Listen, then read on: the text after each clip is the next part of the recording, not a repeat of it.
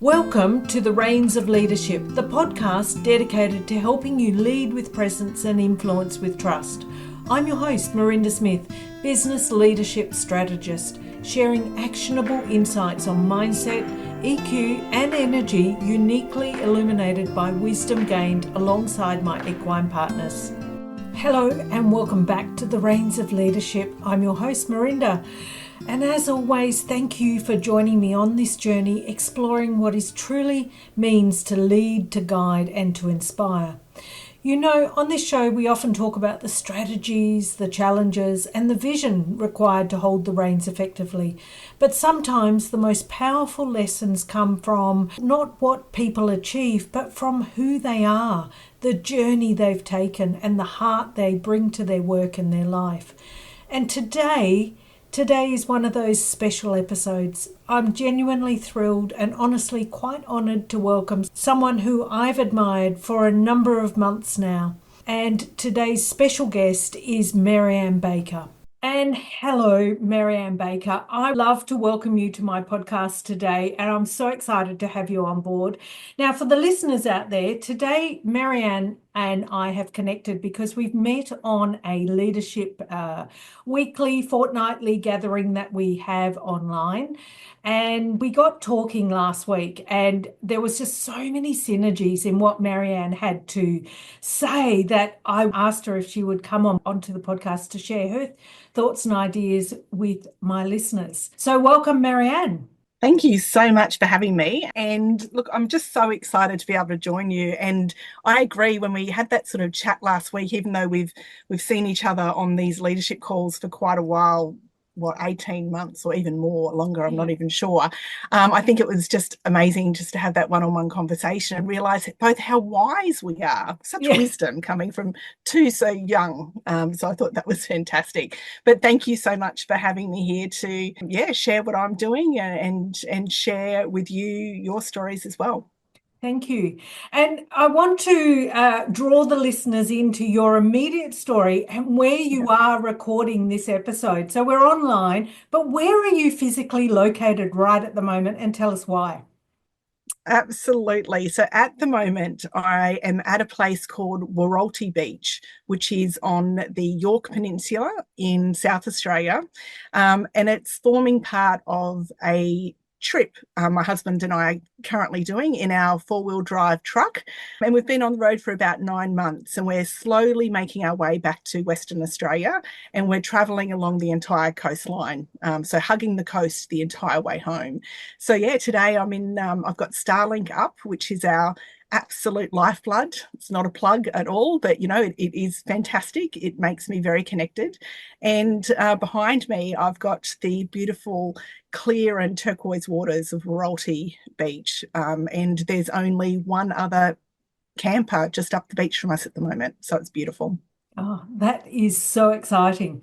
And you were sharing with me that you're still working as you're doing this journey. So tell me, first of all, how you were maybe stuck in the place of where you were living, and then what happened for you. Oh, look, it's always a hero's journey or a heroine journey, isn't it? Story. But, my husband and I run a consulting business which focuses on coaching and human resource management.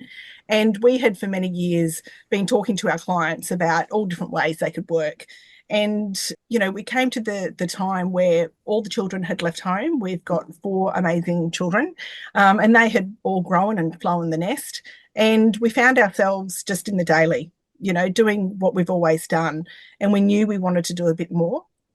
We'd done some significant personal development, which really had made us focus on that dream. And what we both realised is that we were no longer willing to wait. We were no longer willing to wait until retirement, whenever that would come, or when it was perfect. There's always something you can stay home for.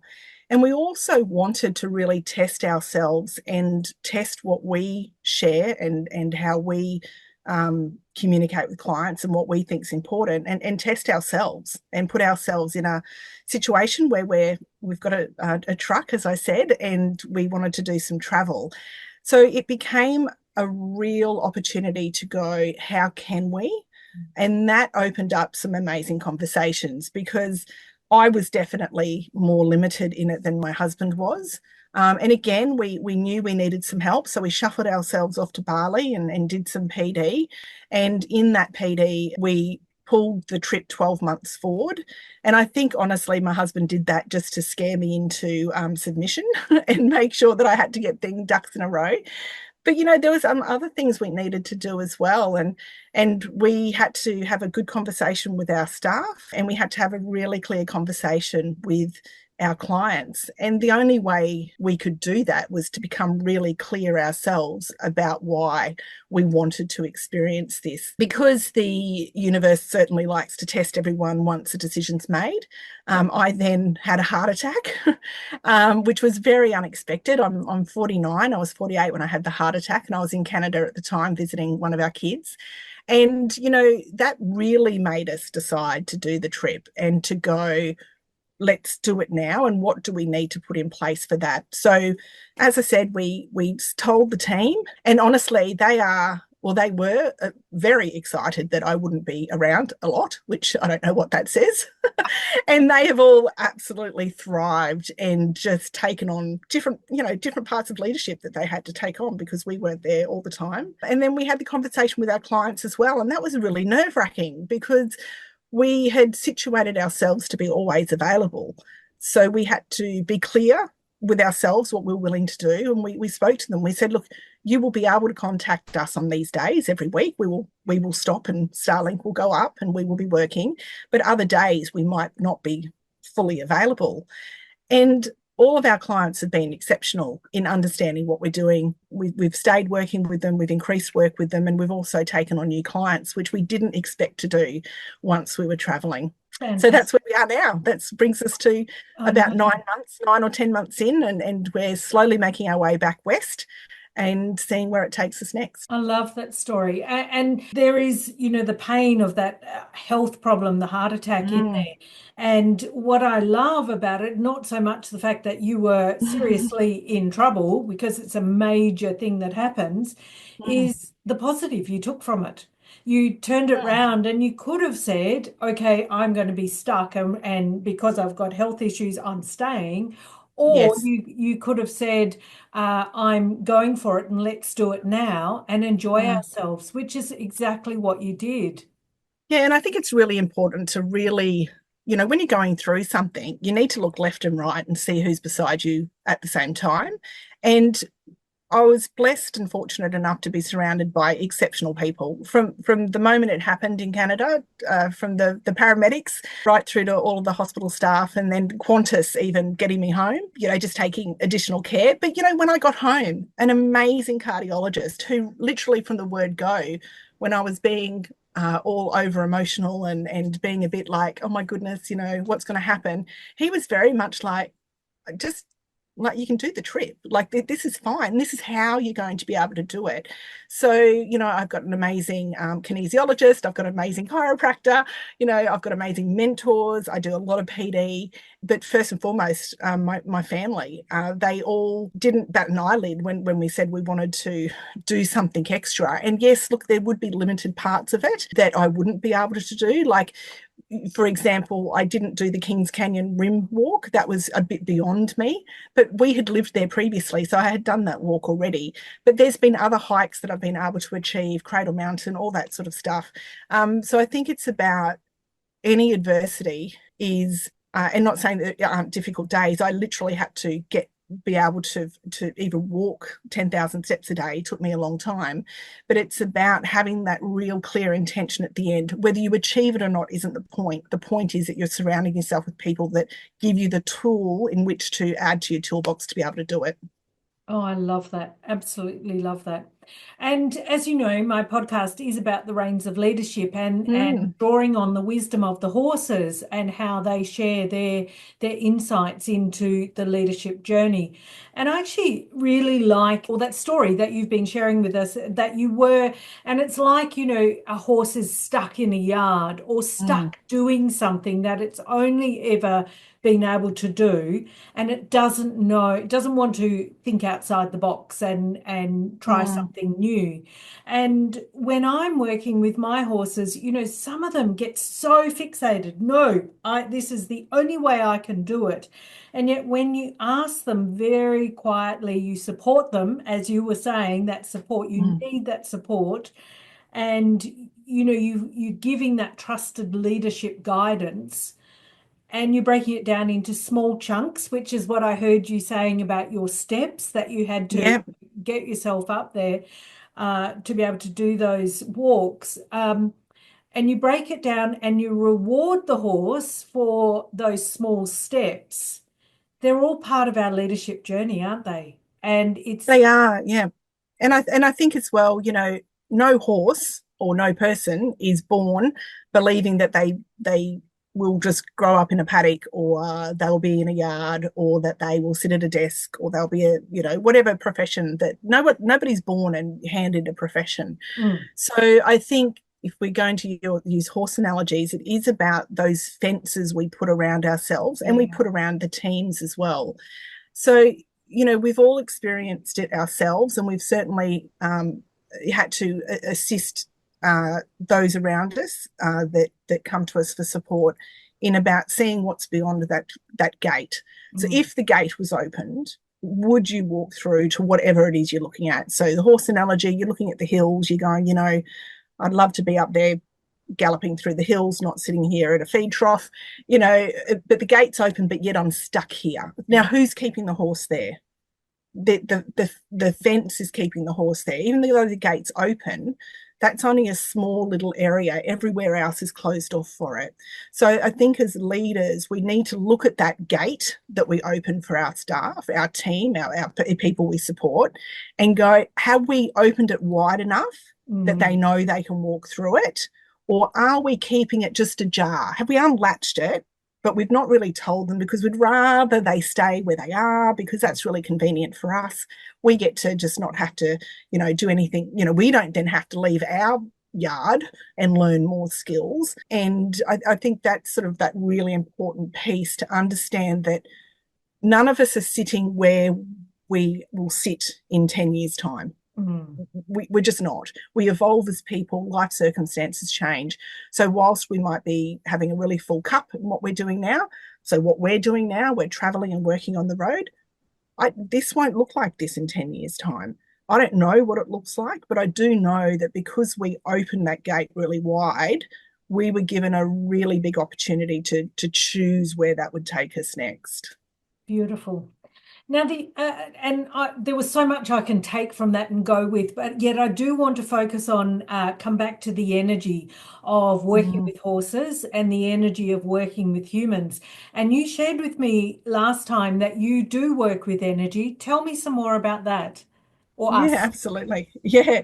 So, yeah, another part of my life is doing energy coaching as well. So, I work with clients around how they energetically operate within business or their life, and most people I work with come to me through business because it's a safe place for them to explore. Mm, I believe that how we do anything in life is how we do everything. So if they're experiencing challenges at work or with their job or their leadership or the way life's going, it's likely to be reflected back into home life. Now, it might not look exactly the same, but underneath it, it's the same. So I'm a Reiki Shakim practitioner, work a lot around sort of collapsing down perceptions and ideas and stories that we have, and we all have full of stories. I have my own stories I tell every single day to keep myself in the yard. But it is really important to work on that and make sure that we are open to listening to what we're actually saying to ourselves. Because 9 times out of 10, we wouldn't speak to anyone else the way we speak to ourselves. there's So, so many if that's points the there. case, yeah, if that's the case, you really need to look at how start with you. Yeah, absolutely. Totally agree. And reflecting back on the horses, so, if I was to walk into a paddock, the horses immediately pick up on my energy. And Mm. so it's the same in you walk into a room. Oh, People absolutely. just pick on Yep. your energy, and you can be down and people ignore you, that or they think, Mm. oh, I don't want to go near that. And it's not that you've got a sign on your head, but it is as if you've got this sign on your head. So share some stories because I can see you nodding there, and I'd just like to hear your point Oh, of view. I'm just thinking it's so true because I was having a conversation just this morning Okay. about this. So I had a phone call this morning about perceptions that someone was picking up about someone else's behavior. And it's exactly that. Nothing was said. Nothing was said. It was all, they made me feel like this. It made me feel like, it was all perceived. And so I think it's really important that we are responsible. I think it was either Brene Brown or Oprah Winfrey that said, you're responsible for the energy. It's Oprah Winfrey, responsible for the energy you bring into the room. And Mm. it's so true, but it's not only the room. I can guarantee you, if I am having a day where I am not fully aligned to what I should be doing, where I am not in purpose and working on purpose, and if I am being fraudulent in the way that I'm presenting myself and my own traits, without a doubt, someone in my life, usually my kids, will call me and bring a problem or discuss an issue with me that's affecting them. That is the exact thing that I need to be working on. And so then I'm guiding them on how they should feel and respond to it. Navigate this Really, path when it's really yeah, you. it's just about me. It's always about me. No, it's amazing what energy. So I think you can't hide it, right?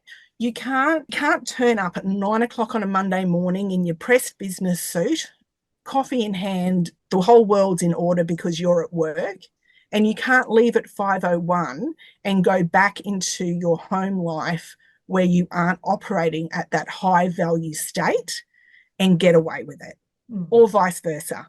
You Yeah. could be tickety-boo at home, and then you could be coming into work and you're dropping the ball. So Mm. if there's no consistency of the energy you dispel during the day, you will burn out, which I have done.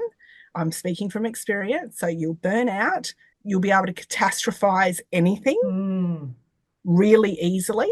And Make up those great around you, assumptions. yes, and those around you will respond to that Mm. catastrophization, and you will attract people that are just filled with drama, and you will get sick. Yeah, you might get away with it. Hey, you might get away with it for 20, 30 years. Like, excellent. But it's going to come at you if you're Yeah. not aligned. If you are not, how you do anything in life is how you do everything. If you are not turning up in that horse yard every time and they go, she is safe, she is trusted, she feeds me, she waters me, she puts the bit in my mouth gently, she never uses, straps, I don't even know what they're called, but reins, I'm trying to act like a horse person, but she's trustworthy. Yeah. But if you turn up like that one day and then the next day you're in a helter-skelter, they're Oh, not gonna they're no. not gonna and now can you imagine if that's your team? Mm. If one day you're turning up as really calm, composed, you guys are safe in my presence, and the next day you turn up erratic and a crazy person,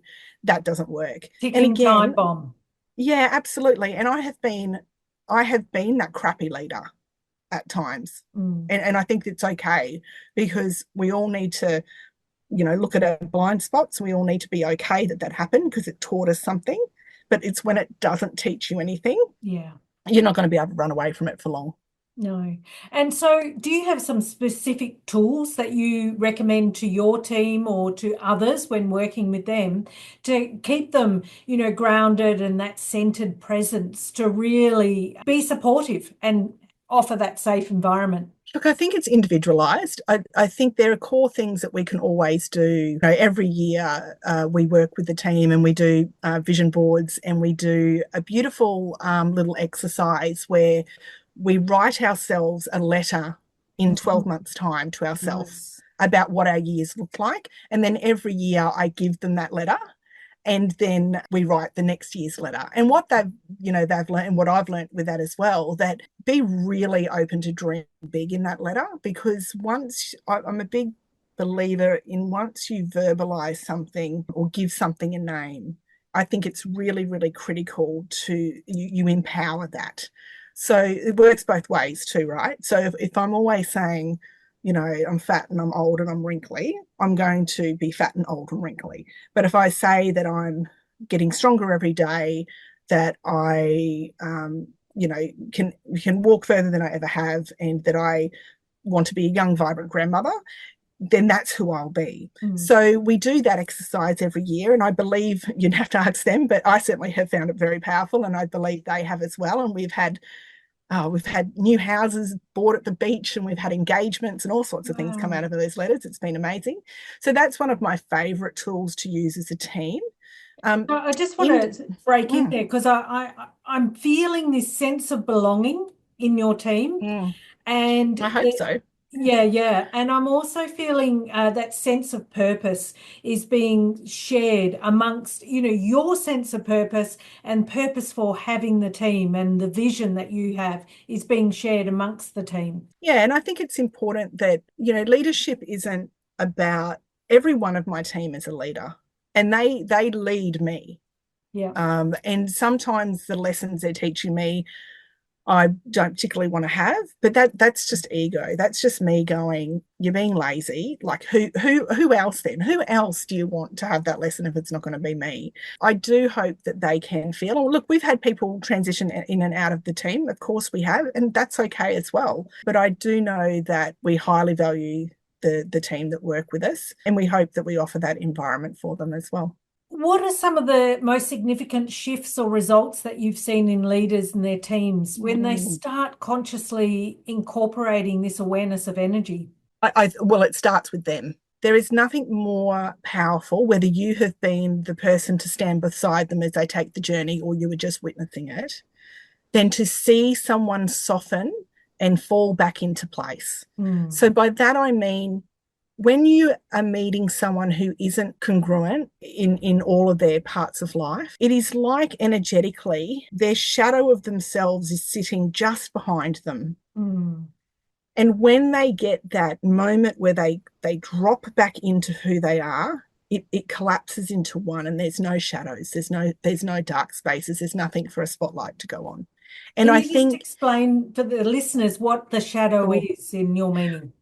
Well, I think the shadow is whatever the ego is telling you, whatever it's binding you and pulling you in different directions. So if we can all think of a time where we have been in a situation where we know we are not operating congruently, we're not operating within the boundaries we've set ourselves in the love and the energy and the expectations we have on ourselves, but we're reacting to a situation, then you feel apart from yourself. You feel withdrawn from yourself.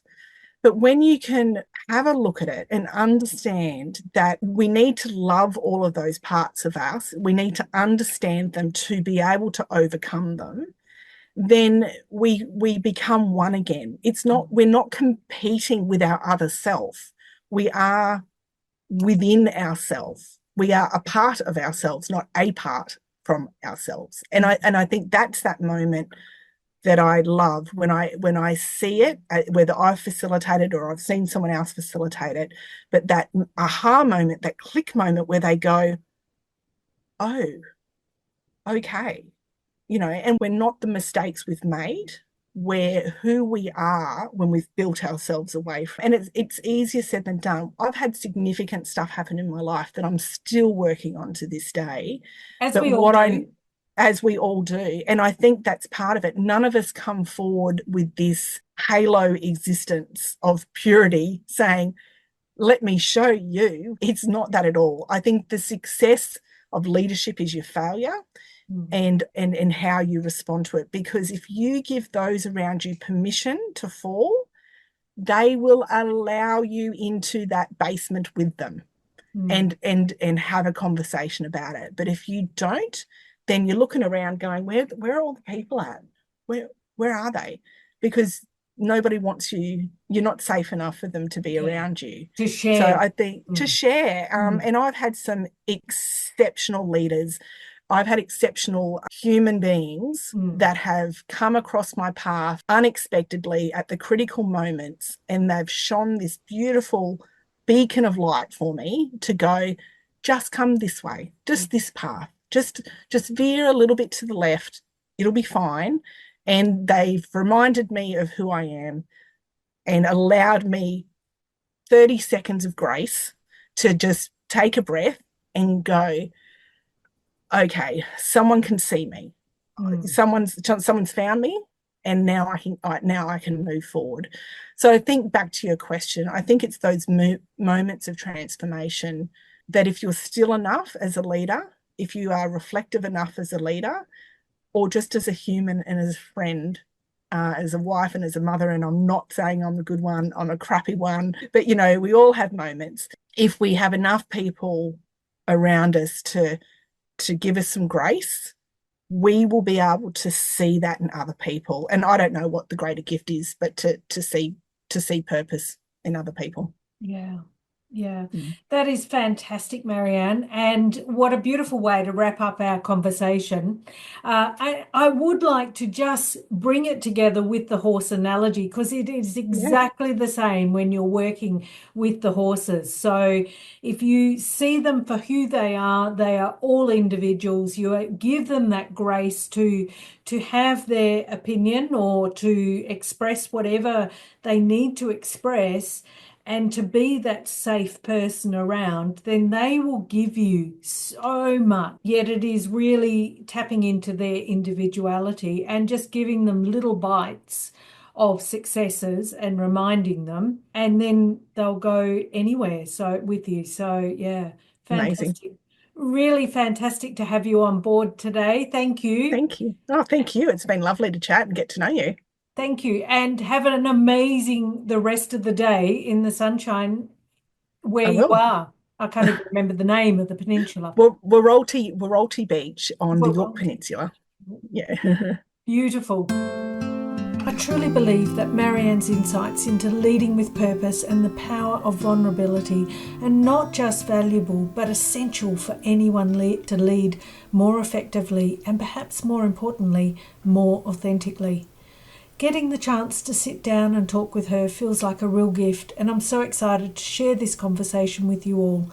I know you're going to learn a lot from her words of wisdom. Thanks for joining me on the Reins of Leadership. Remember to lead with presence and influence with trust. Subscribe for more insights and find resources at marindasmith.podia.com.